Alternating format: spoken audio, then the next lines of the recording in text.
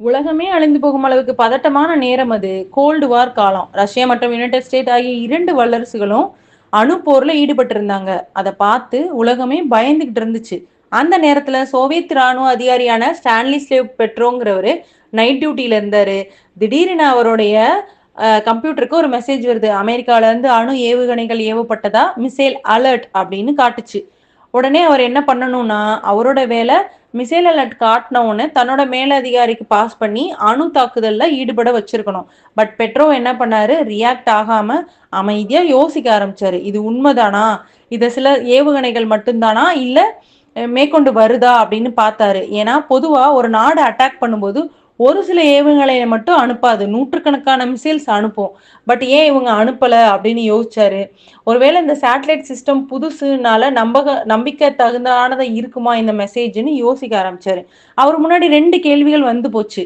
கணினி சொல்வதை கேட்டு நம்பி ரிப்போர்ட் அனுப்பி உலகத்தையே அணு போருக்கு தள்ளுவதா, இல்லைனா இது தவறா இருக்கலாம்னு நிதானமா யோசிச்சு ரிஸ்க் எடுத்து வெயிட் பண்ணுவதா அப்படின்றது. அவரு 2வது கேள்விக்கு தான் ஆன்சரை தேடி ஓடினாரு. இது ஒரு ஃபால்ஸ் அலாரம் அப்படின்றத அவர் நிரூபிச்சாரு. சூரிய ஒளியில இருந்து ரெஃப்ளெக்ஷன் தான் சேட்டலைட்ல பட்டு அணு போர், அதாவது மிசைல் அலர்ட்ன்ற மெசேஜை பாஸ் பண்ணிருக்கு அப்படின்றத அவர் புரிஞ்சுக்கிட்டாரு. ஸோ நியூக்ளியர் வார் ஒரே ஒரு ஆளால நிப்பாட்டப்பட்டுச்சுன்னு சொல்லலாம். இல்லைன்னா உலக வரைபடத்துல இருந்து நிறைய நாடுகள் காணாம போயிருக்கும், நிறைய மனிதர்கள் இறந்து போயிருப்பாங்க இல்லையா. ஸோ ஒருத்தர் எடுத்த முடிவால உலகமே காப்பாற்றப்பட்டதுன்னு சொன்னா மிகையாகாது. ஸோ இதே போலதான் நம்ம லைஃப்ல நிறைய பிரச்சனைகளை நம்ம சந்திப்போம் இல்லையா. உடனே அதுக்கு ரியாக்ட் ஆகக்கூடாது.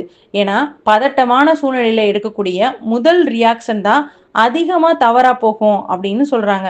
ஒரு நிமிஷம் நம்ம பாஸ் விட்டு அந்த பிரச்சனை என்ன அப்படின்றத யோசிச்சு கிளாரிட்டியா முடிவு கிடைக்கும். அப்பதான் நம்மளுடைய பிரச்சனையில இருந்து நம்ம எப்படி வெளியில வரணும் அப்படின்றத நம்ம புரிஞ்சுக்க முடியும்னு சொல்றாங்க.